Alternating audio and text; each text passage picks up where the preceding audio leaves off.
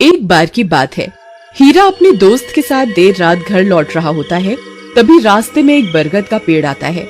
उस पेड़ के नीचे एक 100 रुपए का नोट पड़ा होता है। उसे देखकर हीरा खुश हो जाता है। अरे वाह वाह वाह, आज तो लॉटरी लग गई। रामू भाई वो देखो 100 रुपए का नोट। फिर हीरा वो पैसे उठा लेता है। तभी उन्हें पेड़ में से अजीब सी आवाज आती है। फिर वो जैसे ही ऊपर की ओर देखता है तो उन्हें पेड़ पर एक 2000 का नोट लगा हुआ दिखाई देता है। अरे रामू वो देख, इस पेड़ पर तो 2000 का नोट लगा हुआ है। मुझे तो यकीन ही नहीं होता भाई। भाई क्या पता ये पेड़ सच में पैसे देने वाला पेड़ हो। एक काम करो, तुम जल्दी से पेड़ पर चढ़ जाओ और वो नोट तोड़ कर ले आओ। फिर वो 2000 का नोट तोड़ने के लिए पेड़ पर चढ़ जाता है और कुछ ही देर में वो नोट तोड़ लेता है। रामू भाई ये नोट तो बिल्कुल असली है। अरे वाह वाह वाह, आज तो मजा ही आ गया। चलो भाई अब जल्दी से नीचे आ जाओ, कहीं कोई हमें नोट तोड़ते हुए ना देख ले। अब तो हम पार्टी करेंगे।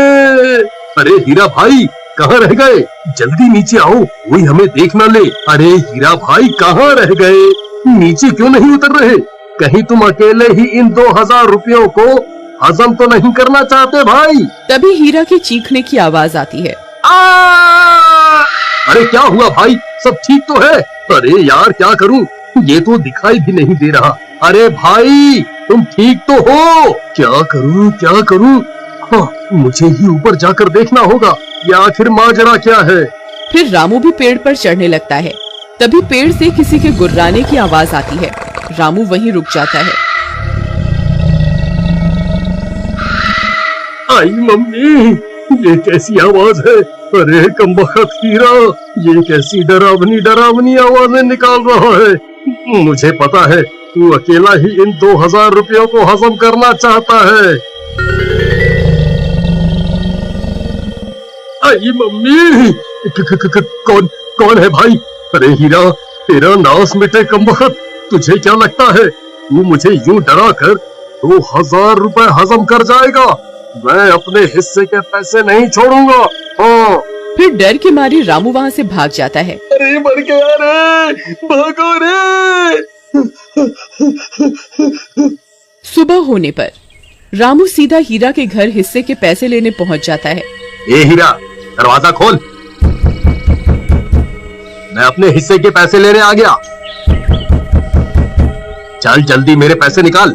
फिर हीरा की पत्नी दरवाजा खोलती है। रामू भैया आप, अच्छा हुआ आप आ गए। ये कल रात से घर पर नहीं लौटे, मुझे बहुत फिक्र हो रही है। आप कुछ कीजिए ना। कहीं ये कमबख्त सारे पैसे लुटाने के लिए शहर तो नहीं निकल गया? नहीं, हीरा एक नंबर का कंजूस है। वो इतने पैसे खर्च करने वालों में से नहीं है। जरूर कुछ गड़बड़ है। राधा बहन चलो मेरे साथ। फिर रामू राधा को अपने साथ लेकर उस बरगद के पेड़ के पास पहुंच जाता है। राधा बहन, हम रात को इसी रास्ते से आ रहे थे, तब हमें इस पेड़ पर 2000 रुपए का नोट लगा हुआ दिखाई दिया। उसे तोड़ने के लिए हीरा ऊपर चढ़ा था, लेकिन वापस नहीं आया। तभी कुछ गांव वाले भी वहां पहुंच जाते हैं। फिर रामू सबको पैसों की बात बताता है। अरे भाई हरिया, जरा पेड़ पर चढ़कर तो देख, हीरा भाई वहाँ है या नहीं? फिर हरिया पेड़ पर चढ़ जाता है और बहुत देर ढूंढने पर भी उसे हीरा का कोई नामो निशान नहीं मिलता। भाई यहाँ ऊपर कोई आदमी नहीं है। ये कैसे हो सकता है? हीरा तो नीचे भी नहीं उतरा। फिर हीरा गया तो गया कहाँ?